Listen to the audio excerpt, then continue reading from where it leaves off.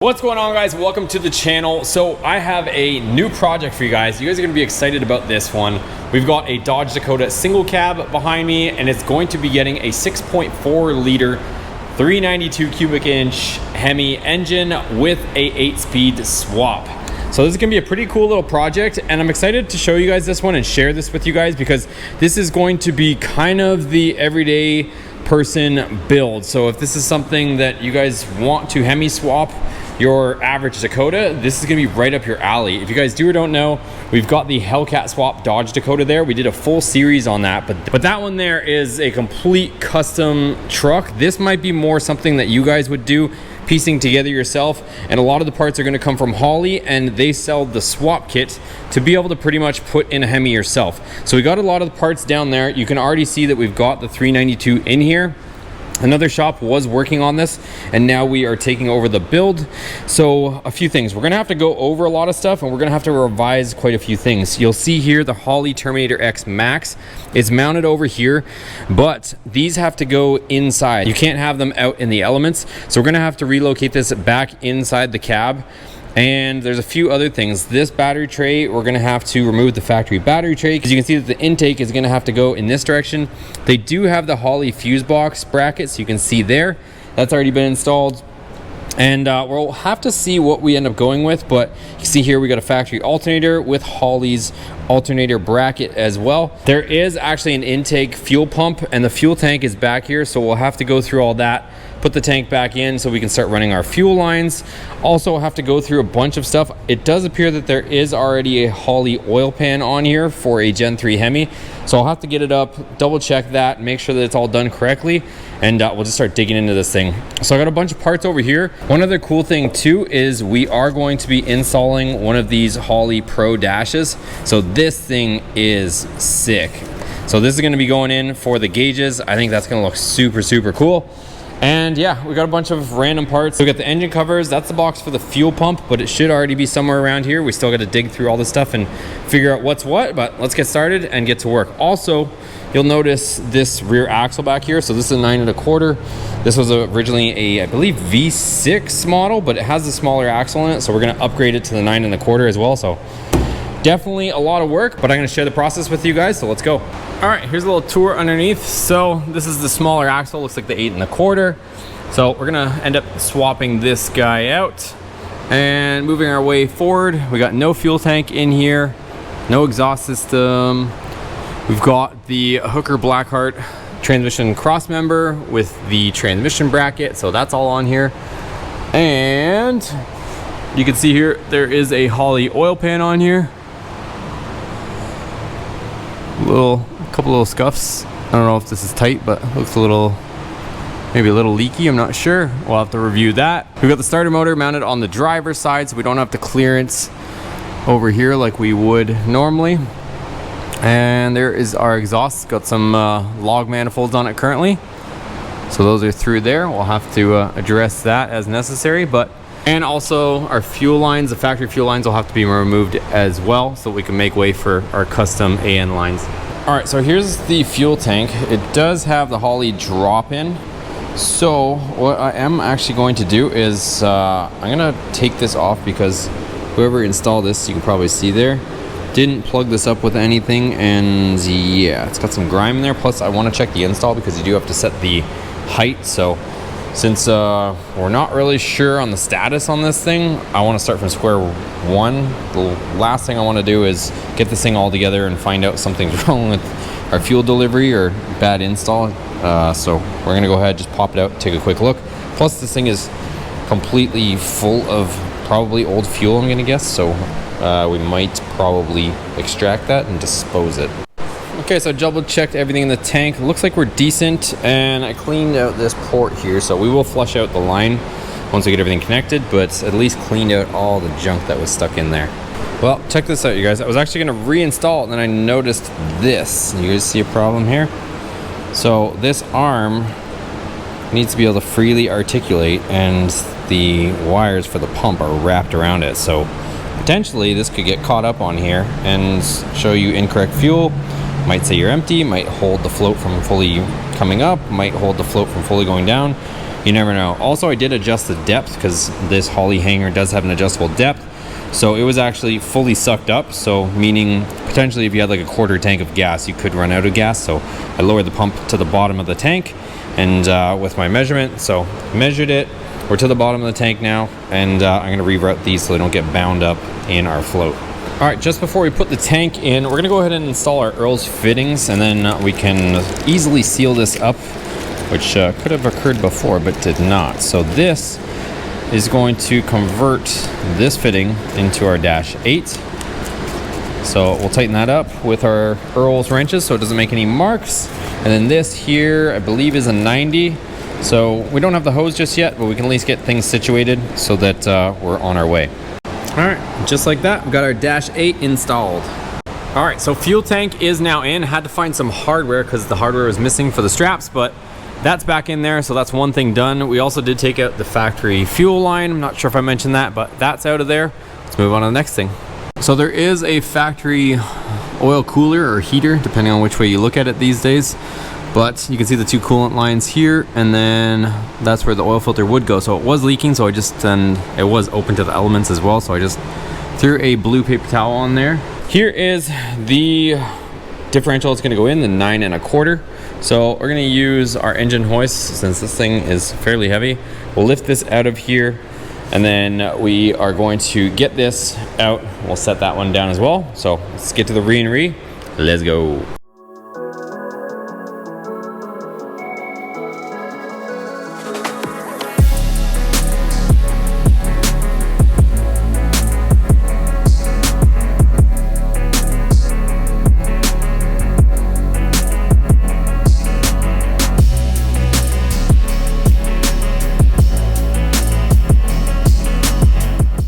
All right, so the rear axle is out. I got it on the cart so I can wheel it off, and then we can put the new axle, get it out of the back of the truck, put it on here, roll it back in. If you guys are wondering how to do all this, we got the parking brake disconnected. We had to take off the brake lines, and then I just swung out our leaf springs, and then Nate was able to roll it back out. So that's the way that I found works the best on this. But we also have the other parking brake cables that we got from the wrecking yard. So that'll hook all in nicely on our disc brake rear axle as well. So we're not only upgrading to a 9 1/4, but also upgrading to disc in the rear. So should be a pretty good upgrade. Let's go.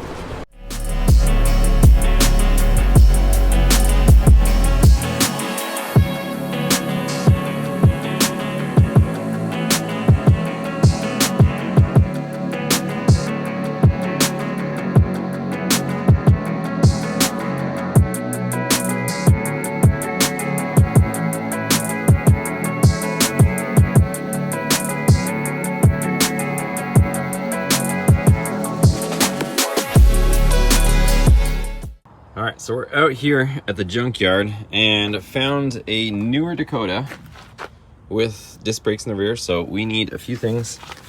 We need the perches, maybe the U-bolts, and we need these calipers with the brackets as well. So we're gonna go ahead, take these off, and we will get back. Okay, so I actually had to get the U-bolts and brackets off of this one because I didn't realize the other one was actually slightly smaller axle. So we have the U-bolts now, but had to get off this one instead. Okay, so I ended up getting both calipers. I also took the parking brake assembly or cables from this. So 2 calipers, parking brake assembly, and then we've got our U-bolts with our brackets as well. So we should be all set to be able to put that 9 1/4 in the other truck. All right, so we've got the new 9 1/4 axle in here. It's hanging on the springs. So we'll go ahead, put our U-bolts in. I'm probably not gonna super tighten and finalize everything, just enough so we can move the vehicle around. But we are gonna be getting a Beltec lowering kit for this. So we're gonna get the front and rear hangers. So all this stuff will have to get disconnected. But for now, I ended up painting the hardware. So let's put that stuff on.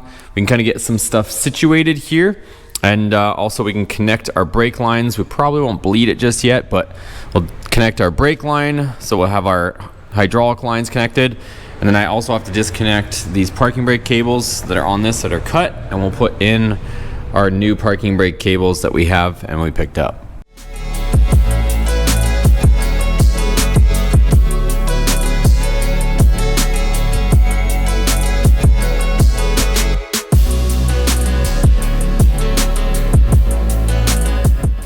All right, so we've got this axle in here.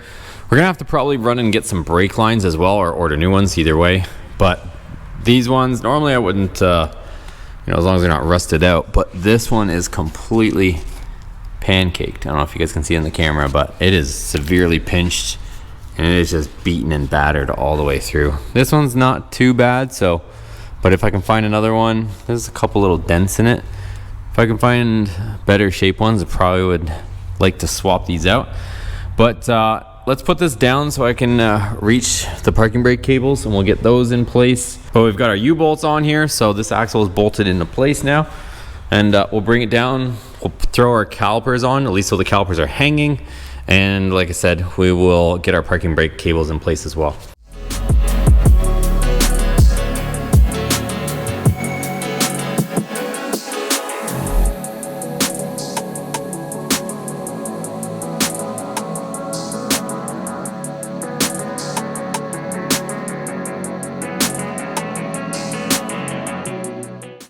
Okay, so I was just going through everything and I did decide to pop off the rotor.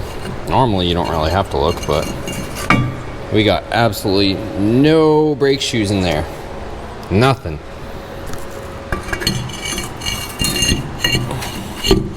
So in order for the parking brake to work, we'll have to get some brake shoes.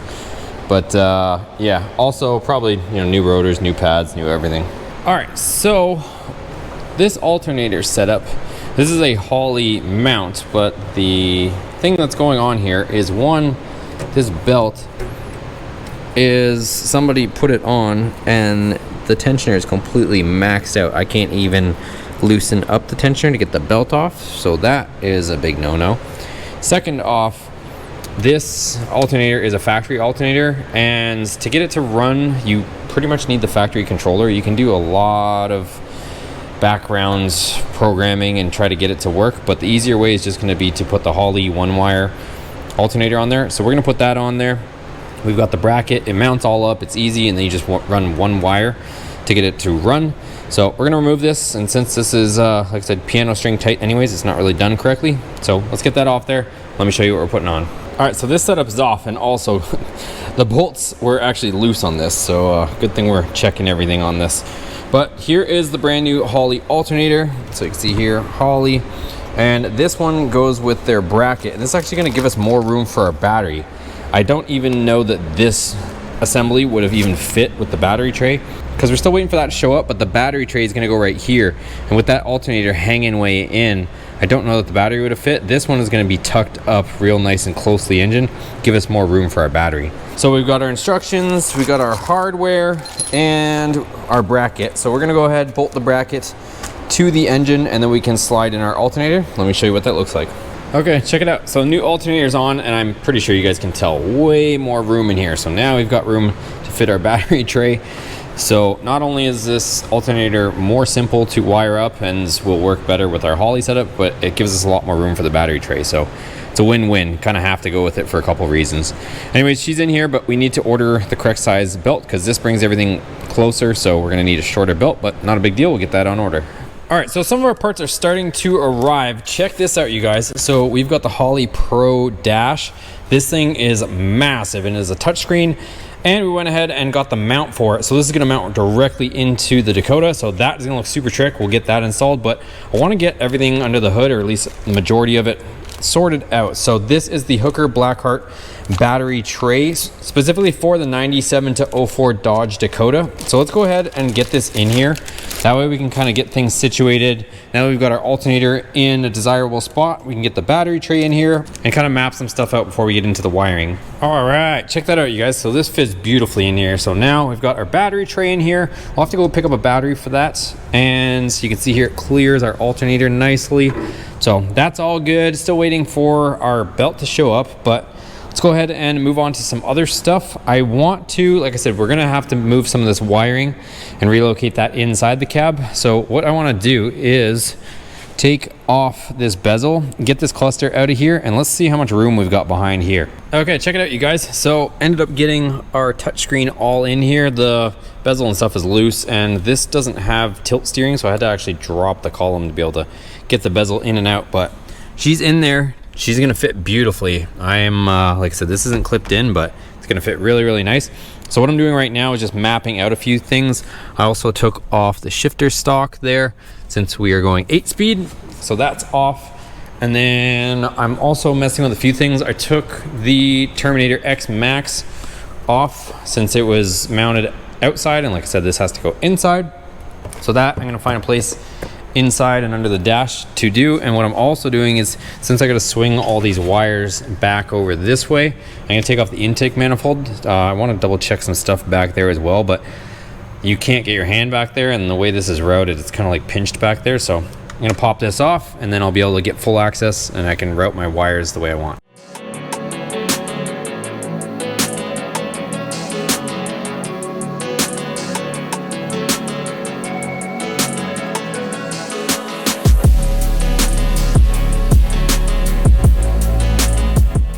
All right, guys, so just doing more stuff over here, kind of going through more of the wiring behind the engine, and we probably won't put the intake on for a while. Still gotta do the heater hoses that are right there. They have to connect to our heater core, and then just getting some of the wires ran through.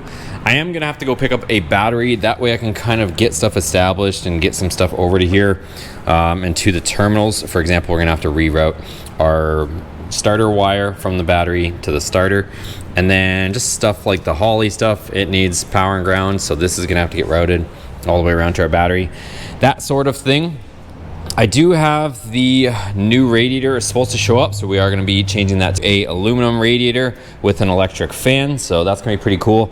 And then what I'm working on right now is I did a few things, well, actually a lot of things off camera, which is probably going to be the case for a lot of this, you guys, because there's just so much to get done. But if you look over here, I mounted up our pedal, but we used the Holley Hooker Blackheart pedal mount, and it fit on here. But the issue we're having is this pedal has this big S curve in it, and you can see how close it is to our brake, and it's not far off from where we want it. It should be about half an inch over, half an inch to an inch, and then we will actually be right in the factory location. So I'm gonna have to modify that bracket, but it's at least mounted, it clears the floor, so we're good that way. But I need to move it over, so I'll end up cutting that bracket and moving it over, because I can't seem to find a pedal from the factory that is straight without this S curve. So, but anyways, plus this one's the nicer one, it's the SRT pedal. And then you can see I'm bringing a lot of our wiring through, and I was looking to figure out where I want to mount the Terminator X in this. I think I'm going to mount it right here, but I'll have to make a bracket to do so. If I mount it right here, it'll clear everything. Plus the nice part is all of our LEDs right there on the bottom. These are all of our kind of check engine lights or trouble codes. They will all be visible right there. If I mount this here, you'll be able to see them, and they'll actually be shining on your feet. So if there's any issues, you'll be able to look and see any issues without having to take off any panels. And yeah, just getting things routed in. I did some other stuff off camera. There's a lot of stuff that I've removed. Took off the shifter cable, so shifter cable's out. We also have our throttle cable that was removed, so a lot of that stuff, and just kind of took out the old battery tray that was there, the factory one. And this is kind of just a lot of the remnants of parts that are coming out of this truck here. But one thing I do want to do is we're going to be hopping around a little bit as parts come in and as we get stuff ordered. We do have to get a custom drive shaft measured for this truck. So that's going to take probably a few weeks to get in. So I want to get that measured as soon as possible. And in order to get that measured, I have to put it over there on the 4-post so that the suspension is under load. Some people might ask, well, hey John, can't you measure off of this one? But this has an 8 HP 90, so it's a Hellcat transmission, whereas this is just the Scat pack transmission. So the transmissions are different lengths, so it won't work for both, unfortunately. The lengths will be slightly different, so I can't measure off of that one. It's gonna have to be a custom measurement. The other thing too is we've got a Beltec 2.4 drop kit for this thing. It showed up, and I want to get that on so that we can see where the suspension is going to be for our drive shaft. So right now, like I said, I'm working on wiring and everything. I've kind of gotten everything roughed into where I want it, but I'm going to actually jump over to the Beltec 2.4 kit. That way we can get this thing set. I can get this truck up here, measure the drive shaft, get it ordered, and then continue back onto this stuff here and get more of the wiring and plumbing and all that stuff underway.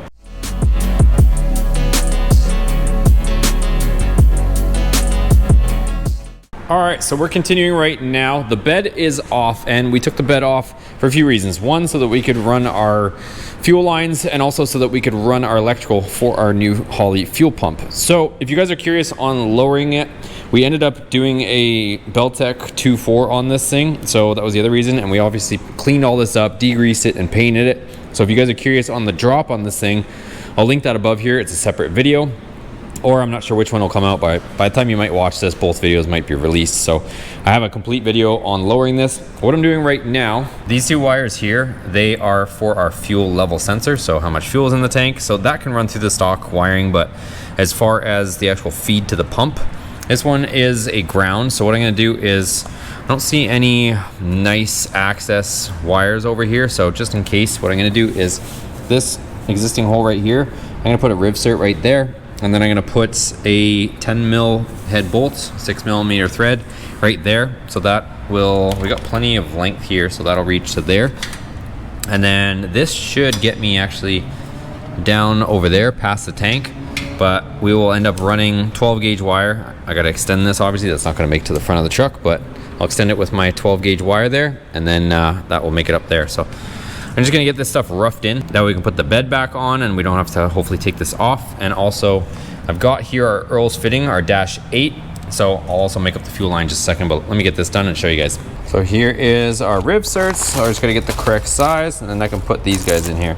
Okay, so we got the wiring all situated. I gotta get some lume on it so that I can kind of dress it in a little bit better, but essentially I've got this all bundled to here. Comes over to the factory wiring. We've got our, like I said, our fuel level indicator spliced in there. The extra 2 factory wires, these are what originally went to the pump. I've got those sealed off with heat shrink. So that comes there. And then like I mentioned, we put our rivsert there. So that's where our ground is gonna go. So ground is going straight to the pump. And then I extended the wire and I kind of just shoved it up there. So once we get the vehicle back up, I can string it all the way to the front, and the fuse box is on this side too. So that's all situated. Now I've got our Mr. Gasket hose. So we've got our -8 hose. We've been using this stuff on all of our builds, you guys. Hellcat Dakota, Hellcat Ram, pretty much everything we've built is using this. Even our SST over there, it's all using this stuff. It's been working awesome for us. So we got that, and then we've got the -8 90-degree fitting. So I'm gonna put this on the hose, and essentially what this is gonna do is that's gonna go right there, and we can start routing it through here. So let me get this on the end of the hose. We're using our Earl's clamp here as well. This just makes things way easier, guys. And these don't mark your fitting. So we got the same aluminum as the fitting, and crazy enough, when you use the same actual aluminum as the fitting, it doesn't mark anything. So here you go, brand new fitting. And watch, after we put this on, it's still gonna look brand new.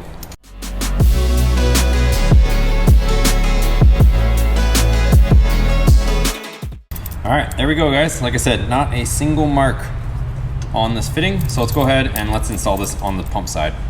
All right, so we got our fuel line on here. So it's gonna route through there, and then it is gonna come across here. We still gotta secure it, but once we finalize it and get it on the intake manifold, and then I'm coming across here. I'm gonna go across this transmission brace so that we're free and clear of any of our heat sources, because if you came across here, if it fell down on their exhaust, that would obviously be a bad day. So coming across here, we've got this, and then I've got it coming through here, and then it goes up, and we're on top of the engine. So we're good there. And also we've got our wire for our fuel pump here. So I'll end up stringing this through here and bring it over to there, but I still want to put some lume on it. So I'm just gonna leave it bundled up right there. I got to get some lume on order for that, but we're making good progress here.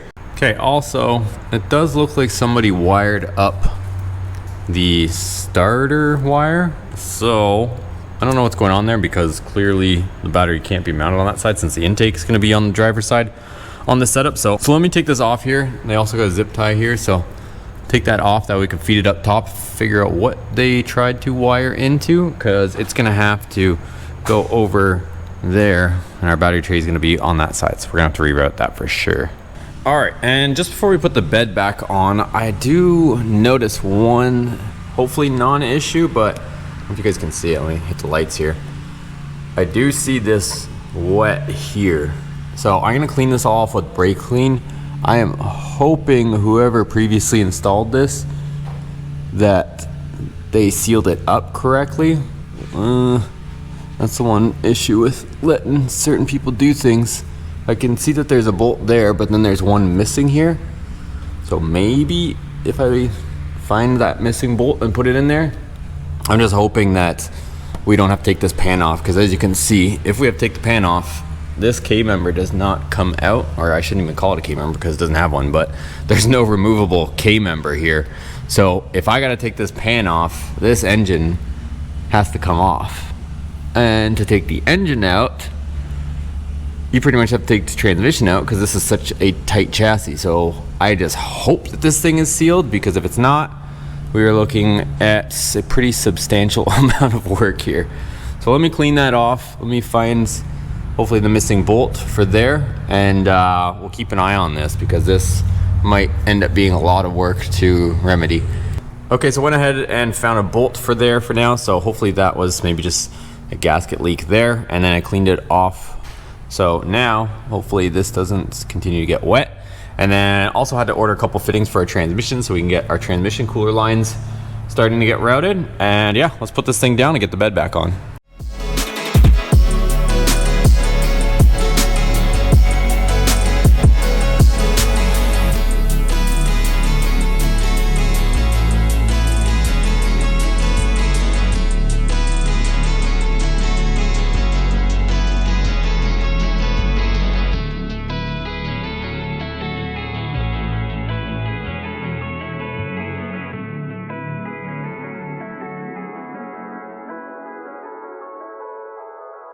Okay, so the truck is on the ground, you guys, but I gotta reach out to the manufacturer of the lowering kit. Clay Milliken, actually, he sent me a message when he saw that I was putting this kit on, and he said, dude, my truck was sitting a lot lower in the rear than the front when I put it on. And yeah, I'd have to agree with them in that.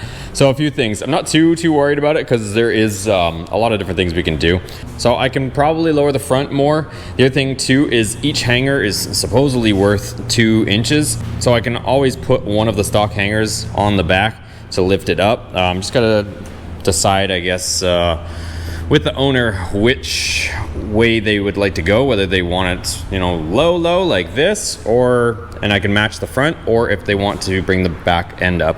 The other thing too is these wheels are pretty large in diameter. Like, I know he wants to go with like a sport look, so these ones are going to be a smaller diameter. So with the smaller diameter wheel, you are going to get more of a gap afterwards. So we'll see. We'll probably tune this thing in afterwards, but yeah, that is definitely not how it should look or ride. I don't know what's going on with that kit, but yeah, anyways.